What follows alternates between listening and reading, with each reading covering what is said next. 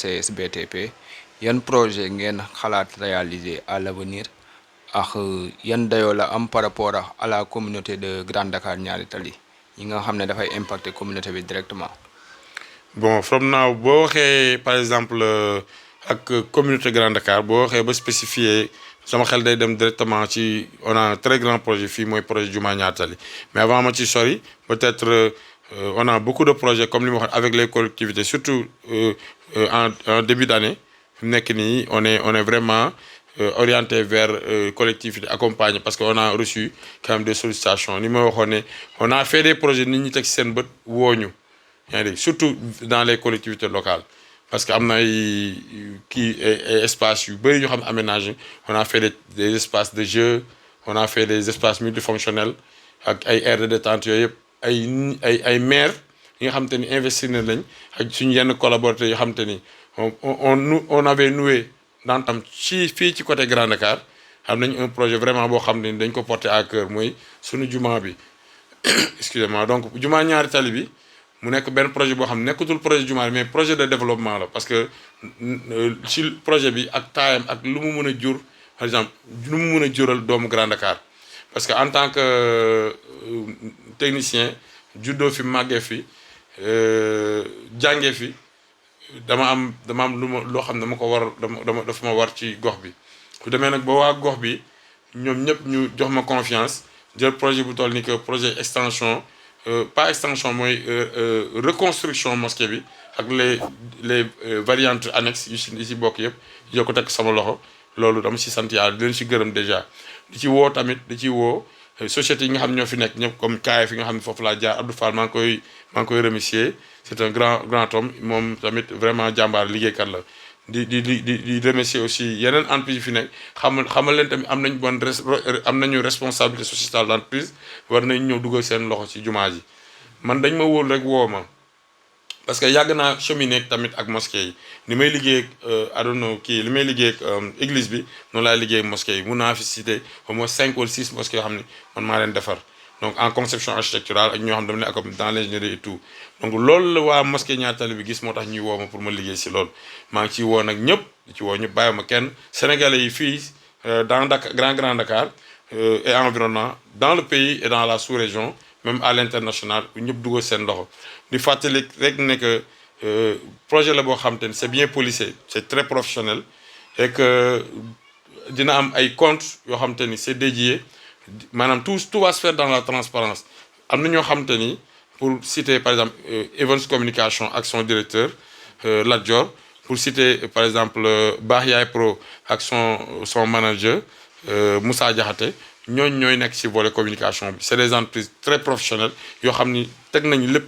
ci maanaam ci yoon képp ku ci dugal sa dërëm dina am traçabilité am nay compte bancaire am nay compte wii am na loo xam ne ay mécanismes yoo xam te ni yëpp dañ ko mettre en place pour sécuriser apport yi nga xam te ni contribution yi nga xam te ni dañ ko jot donc ñu ngi ciy woo ñëpp ñu ngi ciy woo donc sunu maire yi ñoom dañ ciy dugal démb seen loxo avant tey di ñëw mu ci mel ni Djibril Wade mu ci mel ni par exemple sunu maire Jean vraiment ñooñu dañ cee dugal seen loxo avant li wax ni buñ ci tàyyi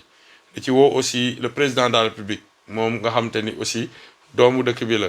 ñu ko ci woo di ci woo sa bonne dame Marème sunu yaay di ci woo donc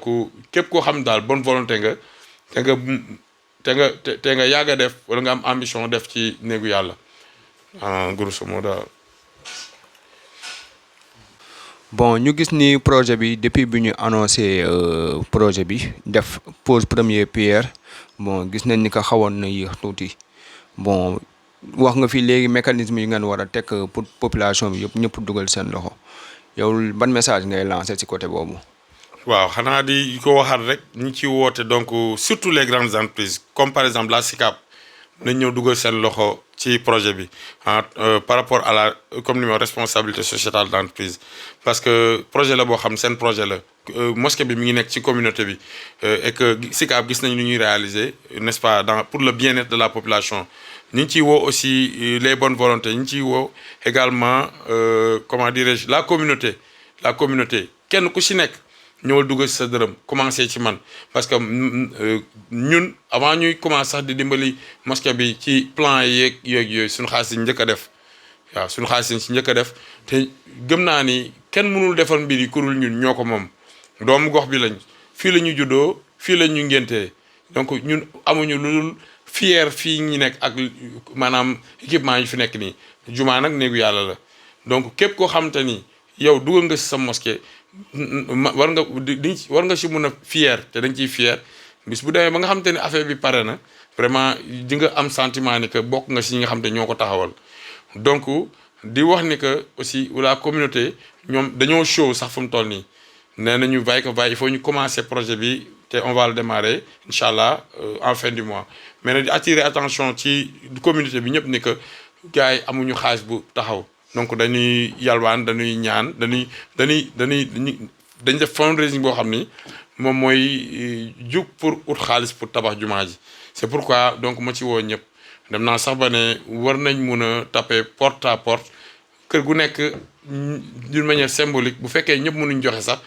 yaa ngi dégg ñu am ay contribution kër gu nekk parce que Grand Dakar quand même ñaari tali yi et les environs maanaam macha allah bëri na ay kër bu ñu xeeb dara daal ku nekk daal na def ñu ci woo surtout le président de la République moom ku mën néegu yàlla la te ñu ngi koy woo pour mu def loxoom ci néegu yàlla bi ak Sénégal yi nga xam ñi nekk extérieur yaa ngi dégg ak képp koo xam daal vraiment war nga mën a jug pour taxawal néegu yàlla bi nga def ko sa yëf jullit nag comme chrétien ak comme munti doon parce que am na sama xarit boo xamante ni chrétien la bëgguma tudd turam sax kilifa la ci diine chrétien yi moom pare na nee na pour apporter ci contribution bu mag ma tudd turam fii nag mais mi ngi ci église bi ci boobu mais nee na moom personnellement pare na pour def ci contribution bu mag waaw donc ñëpp laa ci woo di waxaat daal ne que liggéeyu ñëpp la